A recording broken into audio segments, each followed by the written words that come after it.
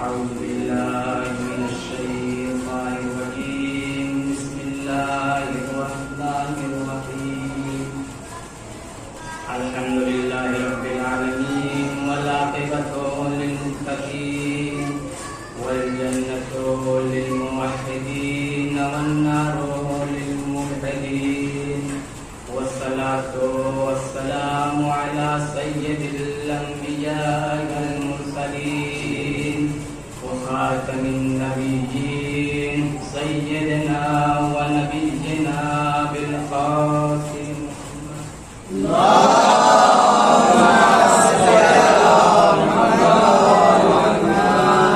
وعلى الطيبين الطاهرين المعصومين المظلومين واللعنة الدائمة على قاتلهم وغاصبي حقوقهم وأعدائهم إلى يوم الدين أما بعد فقد قال الله تبارك وتعالى في كتابه القرآن المجيد وهو أصدق الصادقين وقوله الحق بسم الله الرحمن الرحيم الذي خلق الموت والحياة ليبلوكم أيكم أحسن عملا وهو العزيز الغفور صلوات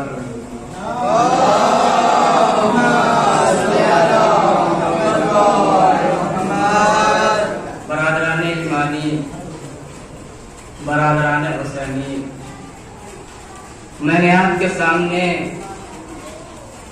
جس آیات نورانیہ اور کلمات ربانیہ کی تلاوت کا شرف حاصل کیا ہے، اس میں خداوند متعال خالق موت و حیات، جس نے اپنے دست قدرت سے اس حسین و جمیل کائنات کو پیدا کیا ہے اور ہم انسانوں کو پیدا کیا ہے اور ہماری ہدایت کے لیے 1,24,000 انبیاء کا انتظام کیا ہے، وہی پروردگار اپنی پاک و پاکیزہ کتاب، اپنی بابرکت کتاب قرآن مجید میں ارشاد فرما رہا ہے کہ الذی خلق الموت والحیاۃ لیبلوکم ایکم احسن عملا وہو العزیز الغفور، کہ پاک و پاکیزہ ہے وہ ذات جس نے موت و حیات کو پیدا کیا ہے تاکہ آزمائے تم میں اچھا عمل کرنے والا کون ہے، اور وہ صاحب عزت اور بخشنے والا ہے، عزیزان محترم، یہ بات ظاہر ہے کہ اللہ نے موت و حیات کو پیدا کیا ہے، اور جب ہم جانتے ہیں کہ جیسے اللہ نے ہمیں زندگی دی ہے ویسے ہی ہمیں ایک دن موت بھی آئے گی اور ہماری روح جسم سے جدا اور الگ ہو جائے گی۔ ایک صلوات پڑھیں محمد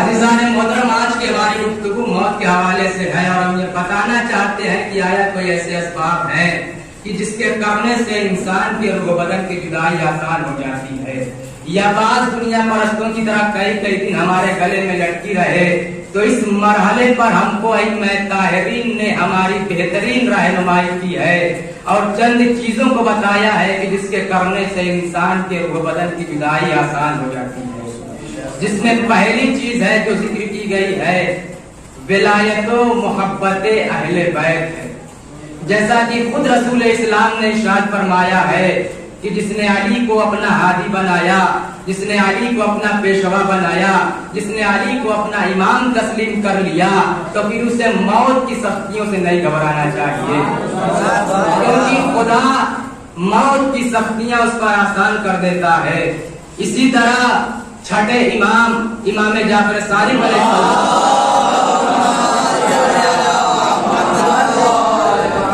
ارشاد فرما رہے ہیں کہ جب مرنے والے کی روح اس کے حلق تک پہنچ جاتی ہے تو رسول خدا حضرت علی اور جبرائیل اس کے پاس پہنچ جاتے ہیں اور ملک الموت سے کہتے ہیں کہ اس کی روح بڑی محبت و پیار اور آسانی سے قبض کرنا۔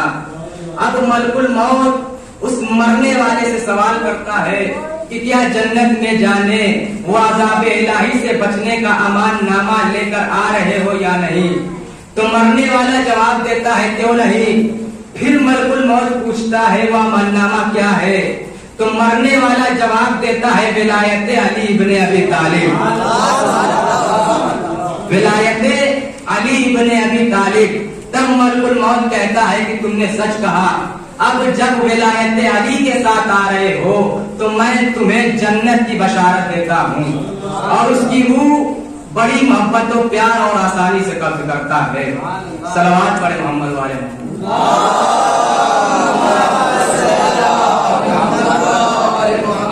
दूसरी चीज क्या है कि जिसके करने से बदन की जुदाई आसान हो जाती है। दूसरी चीज है कि छठे इमाम जाफर सादिक अलैहिस्सलाम का इरशाद है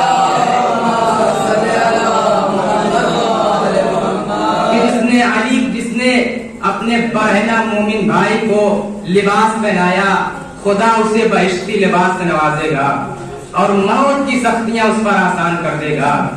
तीसरी चीज क्या है कि जिसके करने से रूह बदन की जुदाई आसान हो जाती है। तीसरी चीज रजब के रोजे हैं। मासूम का इरशाद है कि जिसने माह रजब में रोजा रखा उसकी भी रूह आसानी से निकाली जाती है। रिवायत में है कि जिसने माह रजब की 24वीं व 29वीं के रोजे रखे उसकी भी रूह आसानी से निकाली जाती है। उसी तरह मैयत को गुस्ल देने से, सुर्ख अकीक पहनने से और हर रोज नाफिला नमाज में सूरह ज़िलज़ाल पढ़ने और जनाजे में शिरकत करने से इंसान के रूह बदन की जुदाई आसान हो जाती है। अज़ीज़ान मोहतरम, एक मरतबा अबू ज़र ग़फ़ारी ने रसूल खुदा से फरमाया कि मुझे वक्फ करे।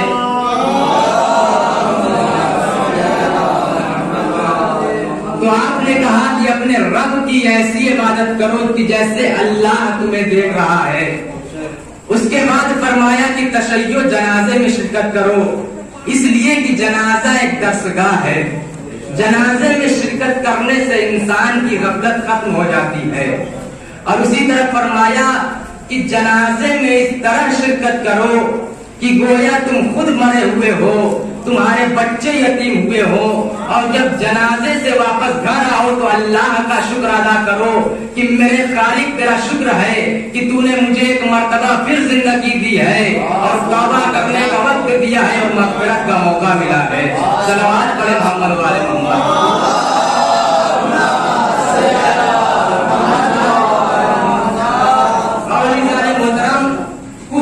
कुछ चीजें हैं जिनको अंजाम देना चाहिए। वैसे तो मोमिन भाई अपने हर काम को बड़े गौर व फिक्र, तदब्बुर व तहम्मुल के साथ अंजाम देता है, लेकिन 5 काम ऐसे हैं जिनको जल्दी करना चाहिए। अगर उसको करने में देर होती है तो शैतान की तरफ से होती है। पहली चीज है नमाज को वक्त पर पढ़ना। इंसान नमाज पढ़ने में देर न करे। मासूम फरमाते हैं कि अगर कोई चाहता है कि इजराइल से दोस्ती हो जाए तो उसे चाहिए कि 40 दिन तक अव्वले वक्त में नमाज पढ़े तो इजराइल खुद ब खुद उसका दोस्त बन जाएगा। दूसरी चीज क्या है? दूसरी चीज है वसीयत में जल्दी करना चाहिए। इंसान को वसीयत में जल्दी करना चाहिए। पैगंबर अकरम फरमाते हैं कि मेरी उम्मत में बदतरीन शख्स वह है जो बगैर वसीयत के मर जाए। और उसी तरह फरमाया कि जब तुम रात को सोओ तो अपने सराहने के नीचे वसीयत नामा रखकर सोओ।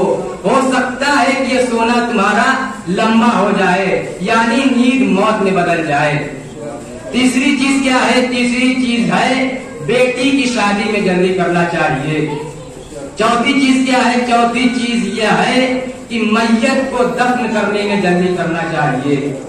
बिला वजह ताखीर करना, बिला वजह देर करना, बिला वजह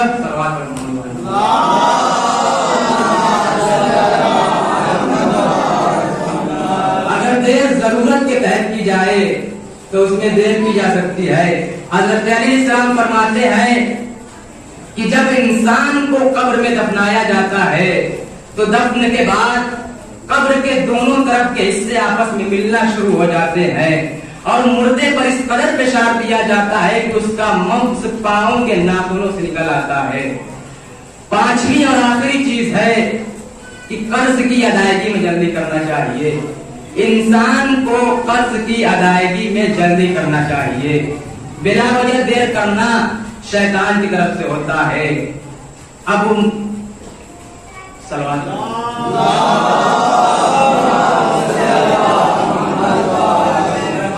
مرحوم احمد فراق صاحب کا واقعہ اسی سلسلے میں ہے کہ بعض اوقات ہم نہیں سمجھتے، ہمارے گھر مردے آتے ہیں، آ کر گفتگو کرتے ہیں، ایک دوسرے کو پہچانتے ہیں اور آ کر دعا بھی لے جاتے ہیں اور ان کی مغفرت قبول ہوتی ہے۔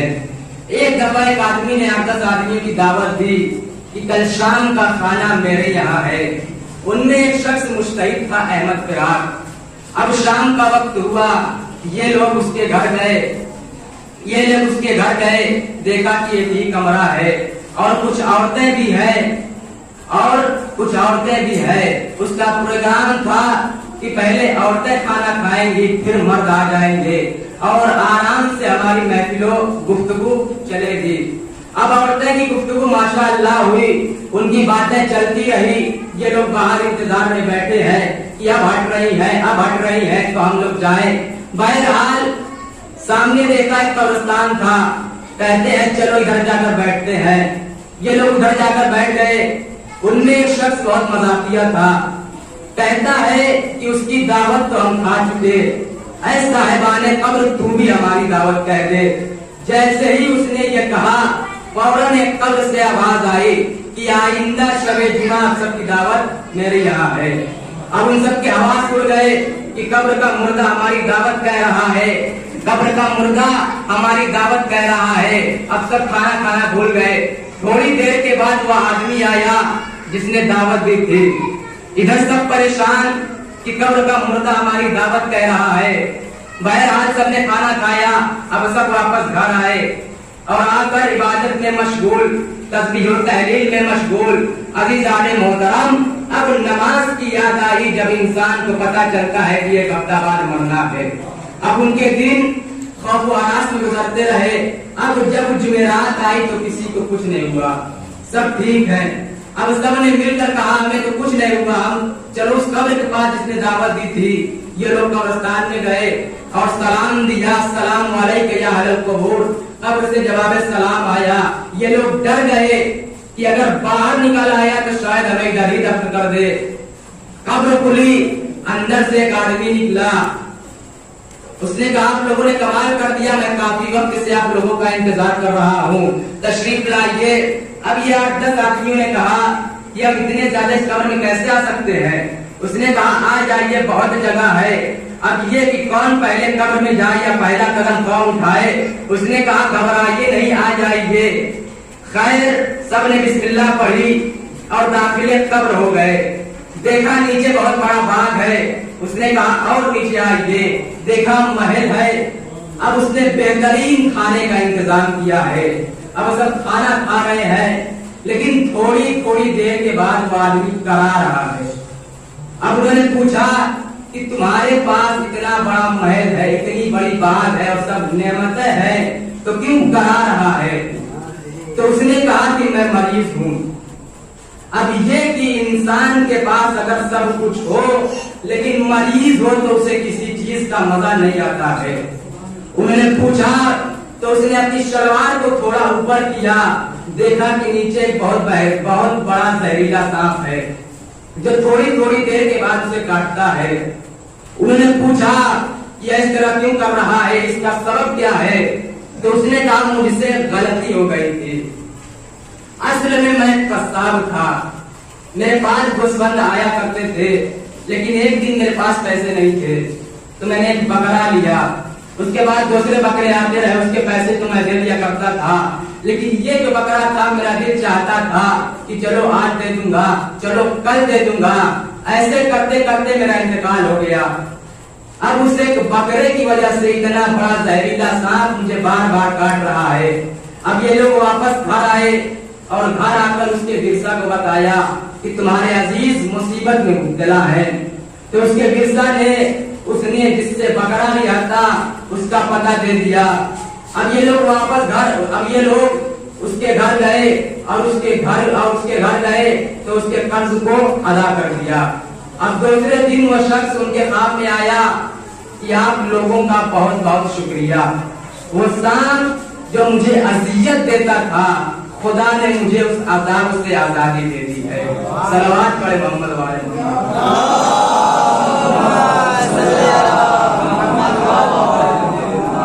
عزیزان محترم، میری اس پوری بات کا خلاصہ کلام یہ ہے کہ انسان کو چاہیے کہ وہ قرض کی ادائیگی میں غفلت نہ کرے۔ اگر انسان جان لے کہ وہ دنیا میں ہمیشہ رہنے کے لیے نہیں آیا ہے بلکہ ایک نہ ایک دن اسے خدا کی بارگاہ میں پلٹ کر جانا ہے اور اسے موت آ جائے گی، لہذا ہمیں چاہیے کہ ہم موت کو یاد کریں۔ جب ہم موت کو یاد کریں گے تو ہم سے گناہ کم ہوں گے اور خدا ہم کو اپنی نعمتوں سے نوازے گا۔ صلوات پڑھے محمد والے۔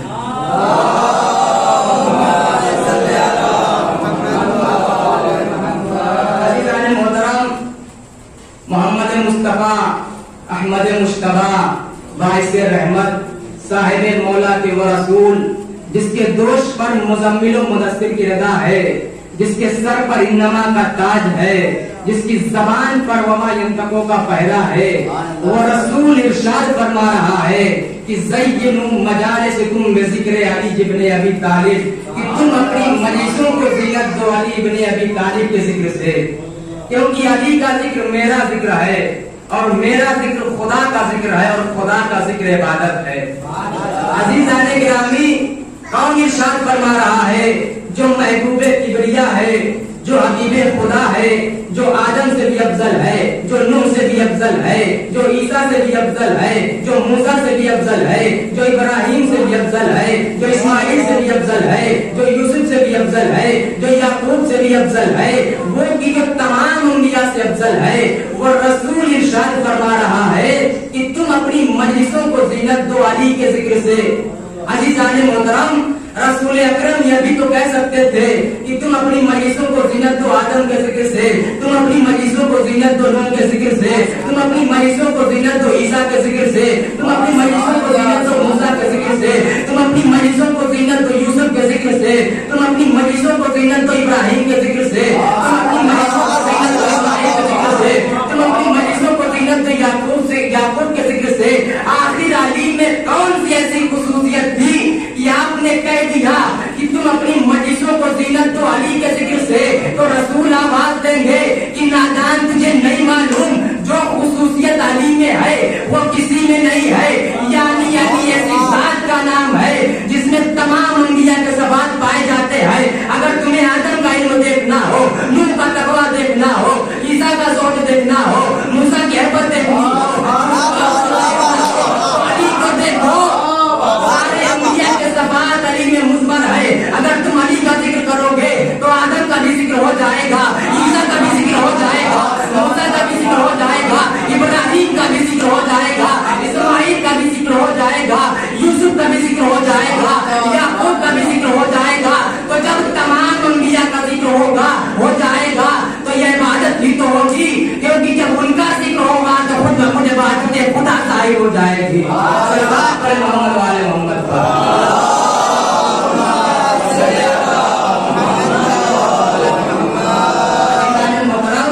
یہ وہی علی ہے جو کعبہ میں 13 رجب کو پیدا ہوئے اور دنیا میں آتے ہی آغوش رسول میں تمام آسمانی کتابوں کی بہترین اور اچھے طریقے سے تلاوت کی اور تمام عمر رسالت کی حفاظت کی اور رسول کی مدد فرمائی۔ اور بعد رسول لوگوں سے کہا کہ مجھ سے سوال کرو قبل اس کے کہ میں دنیا سے چلا جاؤں گا، میں زمین سے زیادہ آسمان کی باتوں اور راستوں کو جانتا ہوں۔ لیکن عرب کے جاہلوں کو یہ بات سمجھ میں نہیں آئی تو مولا کا امتحان لینے کے لیے ایک گڑیا کی بیٹے کو میت بنا کر اس مولا کے پاس لے آئے اور کہا یا علی اس مردے کا جنازہ پڑھا دیجئے۔ ان لوگوں کا اصرار ہوا تو مولا نے کہا اس کا وارث کون ہے، اس کا وارث کون ہے؟ تو لوگوں نے گڑیا کی طرف اشارہ کیا۔ मौला ने उससे पूछा किसकी नमाज पढ़ा दूं? उसने कहा जी पढ़ा दीजिए। अब इधर मौला ने अभी उसकी नमाज की नियत का इरादा किया कि उधर वो जवान जिसे लोग मुर्दा बनाकर लाए थे वो हकीकी में मुर्दा हो गया और मर गया। जब इमाम ने नमाज पूरी कर ली तो लोगों ने पूछा कि आप कहते हैं कि मैं जमीन से ज्यादा आसमान की बातों और रास्तों को जानता हूँ और आपको यही नहीं पता है कि आपके सामने मुर्दा है या जिंदा। तो मेरे मौला ने मुस्कुरा कर कहा जिसे तुम जिंदा लाए थे अगर उसकी जिंदगी का यकीन है तो पर्दा उठाकर देख लो मालूम हो जाएगा। पर्दा उठाकर देख लो मालूम हो जाएगा। अब जो उसने पर्दा उठाया तो क्या देखा? देखा कि मुर्दा पड़ा है। अब वो सब शर्म खाकर भाग गए, लेकिन बुढ़िया मौला के पैरों दिल पड़ गई कि मौला जिंदा लाई थी जिंदा ले जाऊंगी, मुझे माफ कर दीजिए, मैं धोखा खा गई थी। अब मौला ने 2 रकात नमाज पढ़ी और मुर्दे से मुखातिब होकर कहा तुम बिस्मिल्लाह, बहुत कर बैठ गया और जिंदा हो गया। सलवात पढ़े मोहम्मद वाले मोहम्मद।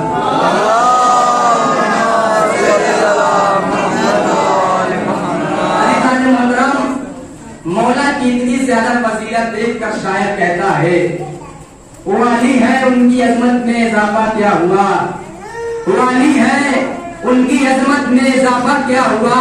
उनकी आमद खुद खाने को काबा कर गई, उनकी आमद खुद खाने को काबा कर गई। सलवात पढ़ें।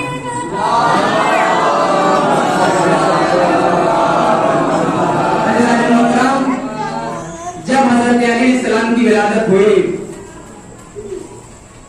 तो विलादत के बाद हजरत मोहम्मद हजरत अली को बाहर तशरीफ लेकर आए तो लोगों ने पूछा ये बच्चा किस पर गया है? तो रसूल चुप हो गए, रसूल खामोश हो गए।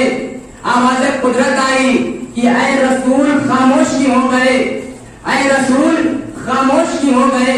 मेरे घर में न पहले कोई आया है न बाद में कोई आएगा, मेरे घर में न पहले कोई आया है न बाद में कोई आएगा।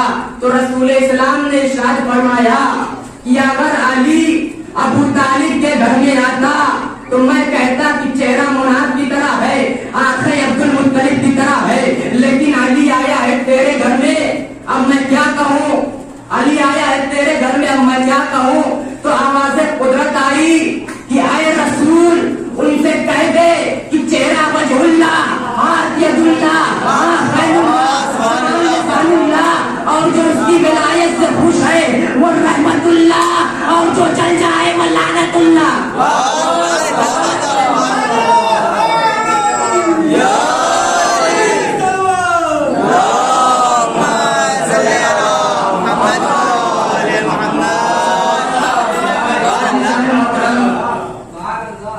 एक मौजू है जो मैं बोलना चाहता हूँ कि वो सलवात पढ़ूंगा।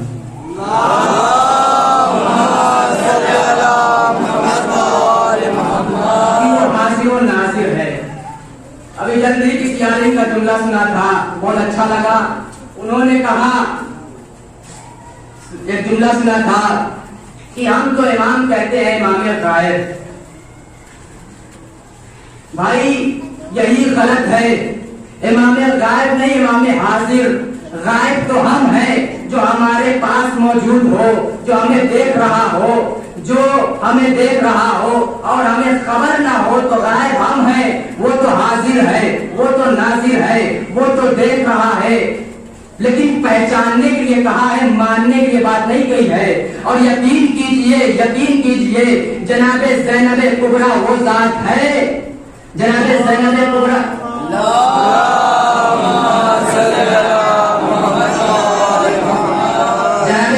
कुबरा वो जात है जिनके बारे में आपने बारहा सुना है कि मासूम ने सनद दी है, मासूम इमाम ने सनद दी है और सनद दे के कहा है अंते आलिमतुन गैरु मुअल्लिमा। आप वो आलिमा है जिन्हें बताने की जरूरत नहीं है।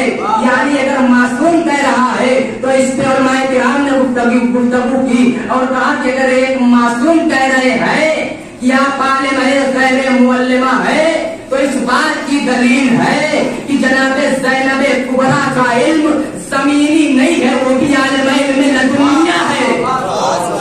सलावत पढ़े मोहम्मद वाले मोहम्मद।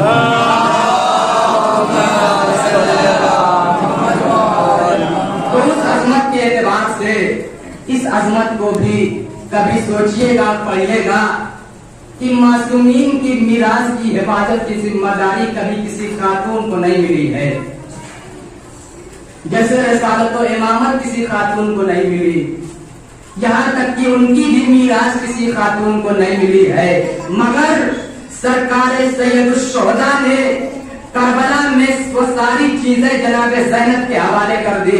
कसम खुदा की हमारा ज़हन वहां तक पहुंचा नहीं हो कि जनाब ज़ैनब किस मकाम व मंजिलत पर है कि वक्त का मासूम सारी विरासत उनके हवाले कर दे, उनके हवाले कर दे, उनके हवाले कर दे कि जो उनके हवाले कर दे कि जो इसीलिए हम कहते हैं उनके हवाले कर दे, जिसको हम कहते हैं कि जनाब ज़ैनब उस जात का नाम है जो इमामत की हिफाजत करके करबला से मदीना सलामती के साथ पहुंचा दे। और आप वो आलिम में लदुनिया है कि जिन्होंने यजीद के दरबार में यजीद के सामने आंखें मिला के कहा था कि अगर तुम्हें जितनी कोशिशें करना है कोशिशें कर लो, मगर याद रखो तुम हमारी जिक्र को मिटा नहीं सकते। अजीज़ान मोहतरम, ये जनाब ज़ैनब के खुतबे का जुमला है। इतने मसाइब के बाद जनाब ज़ैनब ने इतनी खुली हुई बातें कही। ये बताना चाहती थी कि मेरा बाप अगर सलबों में देख सकता है तो शायद इसीलिए फैसला किया कि ज़ैनब शाम जाके भी आएंगी। उसी शाम में और उसी शाम में आज से लेकर कयामत तक ये बताएंगी कि दुनिया देखे जो हमें मिटाना चाहता था खुद मिट गया, कब्र का नामो निशान भी नहीं है। और उसी शाम में जिस शाम में वो मिटाना चाह रहा था, ज़ैनब उसी जगह ज़ैनब अपने मीनारे से रोशनी बुलंद कर रही है कि हर वो आदमी जो इज्जत चाहे वो यहाँ आकर सर झुका दे। सलावत पढ़े मोहम्मद वाले मोहम्मद।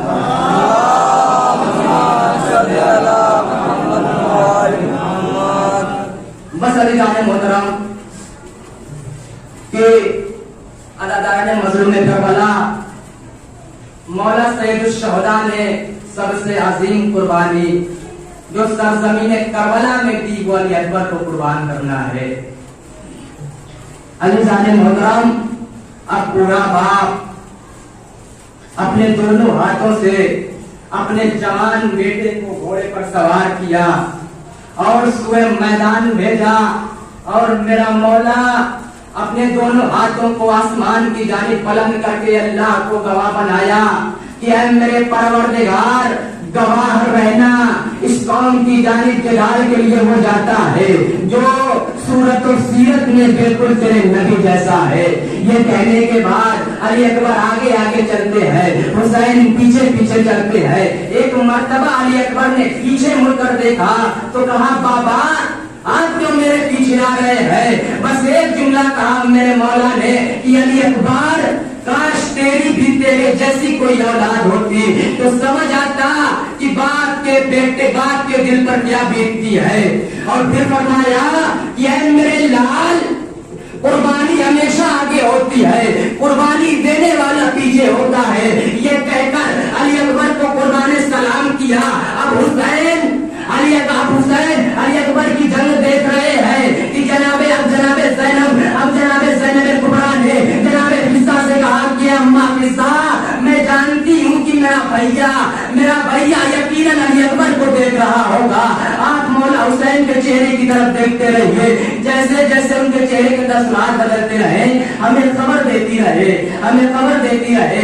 जनाब फिजा सैयदुश्शोहदा के चेहरे पर नजरगारी है, यहाँ तक कि उनकी निगाहों ने देखा कि मेरे मौला के चेहरे पर बेचैनी है, मेरे मौला के चेहरे पर इस्तराब है। तो फिजा ने कहा मौला आज के चेहरे पर परेशानी कैसी है?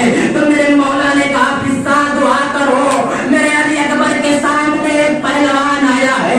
तो फिजा ने कहा वो खूने बनी हाशिम है, वो अली का पोता है, वो सुजातो दिलेरी दिखाएगा। तो मेरे मौला ने कहा फिजा मैं जानता हूँ कि मेरा अली अकबर कितना जवान है, मैं जानता हूँ कि मेरा अली अकबर जवान है, मेरा अली अकबर कितना जवान है, लेकिन जरा सोचो वो पहलवान तो सैराब होकर आया है ना, वो पहलवान तो सैराब होकर आया है ना, लेकिन मेरा अली अकबर 3 दिन का भूखा हो गया। आज़ादाए मजलूम करबला, माँ की दुआ औलाद के अपने कबूल होती है ना, तो जाओ अली अकबर की माँ से कहना कि अली अकबर के लिए दुआ करे। अब जनाबे फिजा उम्मे लैला के पास आई,